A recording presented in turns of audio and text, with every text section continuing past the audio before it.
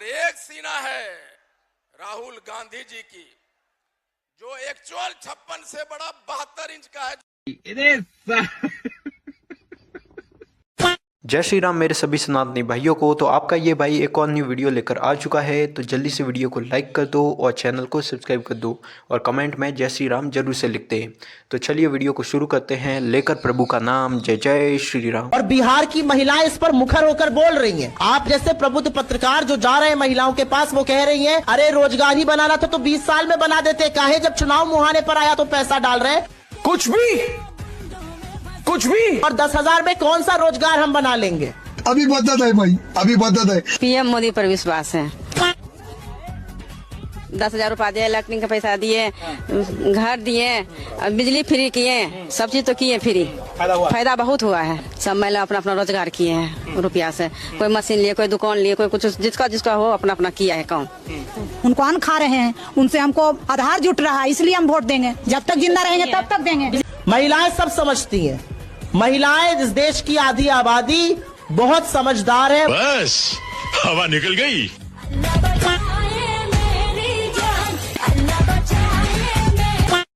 हर घर को एक सरकारी नौकरी। हाँ, अब 3 करोड़ हाउस होल्ड मान लीजिए, मोटा मोटा हम फिर डेटा की बात करते हैं कि 3 करोड़ हाउस होल्ड हैं, मान लीजिए उसमें से 25, 30, 45 लाख ऑलरेडी सरकारी नौकरी में होंगे। जो बाकी का तेजस्वी से बात करने का कोई प्लान है? हाँ, तेजस्वी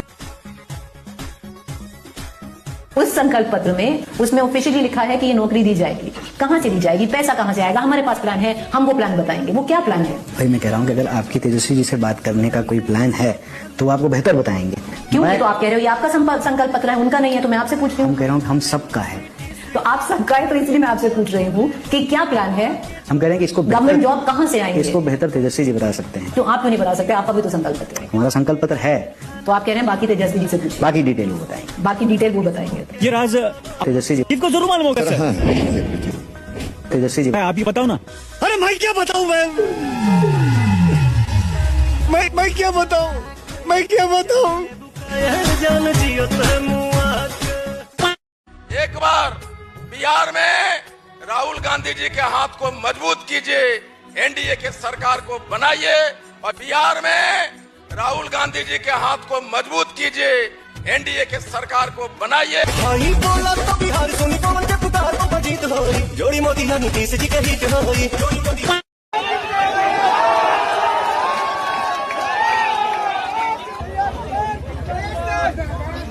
बिहार का कुत्ता बराबर नहीं है राहुल गांधी।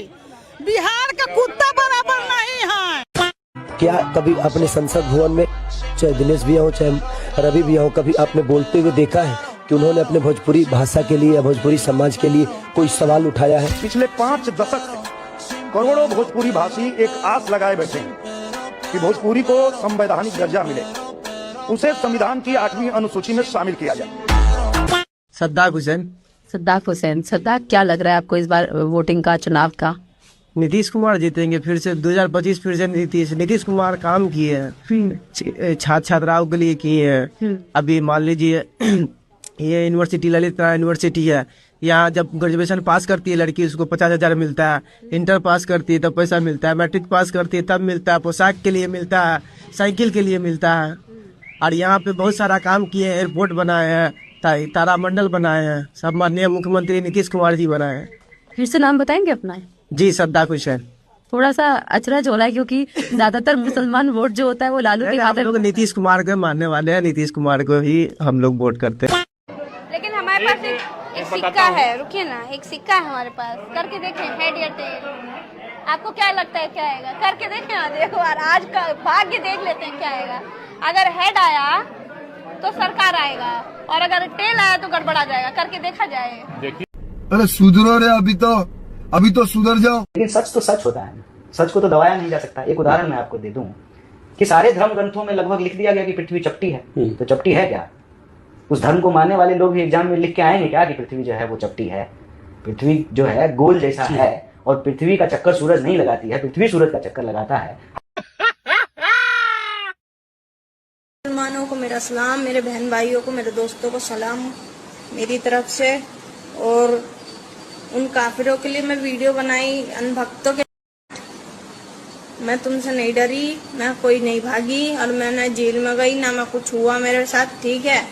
अरे हाँ, थोड़े 2-3 हजार लोगों में मेरे 2 रैप्टे क्या पड़ गए तो क्या तुम क्या समझे मेरे को? मैं ये डर के भागने वाली नहीं, अली के चाहने वाले हैं, ठीक है। भागते नहीं किसी के डर से, अपनी औकात में रहो। ये बस यही कहना चाहूंगी कि बिना फालतू की भाषण मत दो, झूठे मूठे भाषण मत दो, अपना आराम से बैठ जाओ और मेरे को आराम से बैठने दो, वरना फिर बोलोगे ये बोलती है, ये बोलती है, वो बोलती है। तुम बोलने को कर रहे, तुम बोलने कह रहे मेरे को, तुम ऐसा कर रहे जो मेरे को बोलना पड़ रहा। अभी बता दे भाई, अभी बता दे। चरसी किसने तेरे पे अत्याचार किया जो तू गौ माता को लेके ऐसा स्टेटमेंट दी थी, काटेंगे भी और खाएंगे भी, हाँ? और अभी बोलती है किसी के खिलाफ मेरे मन में ये नहीं है वो नहीं है, जो ज्ञान अपने तक रख। और ये जो तू बोल रहे ना पुलिस स्टेशन नहीं गई, इधर नहीं गई, सब होगा तेरे साथ। जब टाइम भरता है ना तो सब ऐसे ही भोंकना चालू करते हैं, तो तेरा टाइम भरा हुआ है, आने वाला टाइम तेरा खराब होगा, ये याद रखो। ये जो बोलते है ना अंधभक्ति, पता नहीं वही स्वागत किया जाएगा, समझी गया? तो झूला झूल बाप को मत भूल। जय सीताराम। किसी की इतनी छोटी सोच कैसे हो सकती है? हरियाणा यूनिवर्सिटी में जो सफाई कर्मचारियों से उनके पीरियड्स का प्रूफ मांगा गया है, उस पर इसने एक ट्वीट करा। मैं मानती हूँ कि उन्हें कड़ी से कड़ी सजा मिलनी चाहिए, लेकिन इसने आगे जो लिखा है वो देखिए कि हरियाणा में बीजेपी की सरकार है, देख रहे हो बिहार वालों। कौन से बीजेपी के मैनिफेस्टो में लिखा है या फिर मोदी जी ने ऑर्डर दिया है कि सफाई कर्मचारियों से जाके उनके पीरियड्स का प्रूफ मांगो? एक इंडिविजुअली करी गई गलती को तुम पूरी सरकार पे नहीं मर सकती। अगर सरकार यहाँ पे एक्शन नहीं लेती और उन लोगों को सजा नहीं मिलती तो ये पॉइंट वैलिड। सरकार की जिम्मेदारी है सिस्टम सुधारने की, वो लोगों की घटिया सोच नहीं सुधार सकती। ऐसे केस में भी ये बोलना कि हरियाणा में बीजेपी की सरकार है और फिर उसे बिहार की राजनीति से जोड़ना तुम्हारी छोटी सोच को दिखाता है।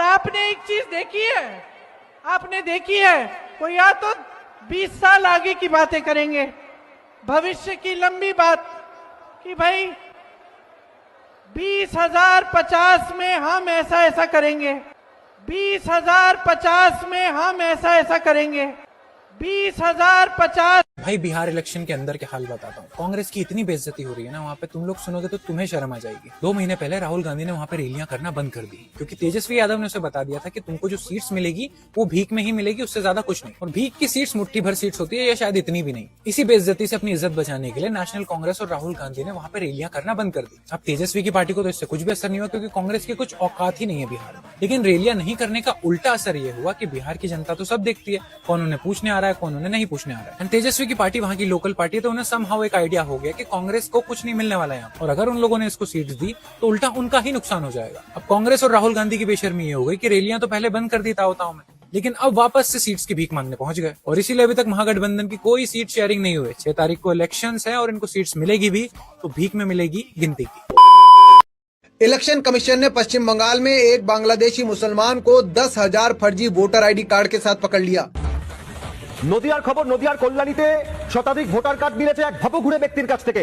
और जब इन फर्जी वोटरों को हटाने के लिए SIR की प्रक्रिया चलाई जा रही है तो ममता बनर्जी का जिहादी नेता फिरहाद हाकिम खुलेआम धमकी दे रहा है कि TMC के गुंडे इलेक्शन कमीशन के अधिकारियों की टांगे तोड़ देंगे। और मैं स्पष्ट किया हूँ, हमारे पार्टी की तरफ से हम सब जो एक भी जेन्युइन वोटर का नाम अगर कटा तो हम लोग को SRI का आप जितना भी करें उसका विरोध हम करेंगे, इसका खिलाफ हम लोग करेंगे, दरकार होने से उनका पांव तोड़ दिया जाए। शायद इसीलिए राहुल, तेजस्वी, अखिलेश, ममता समेत पूरा विपक्ष SIR का विरोध कर रहा है, क्योंकि इन लोगों ने सत्ता पाने के लिए करोड़ों बांग्लादेशी और रोहिंग्या मुसलमानों को अवैध रूप से हमारे देश में बसा दिया है, जो दीमक की तरह हमारे देश को खोखला किए जा रहे हैं।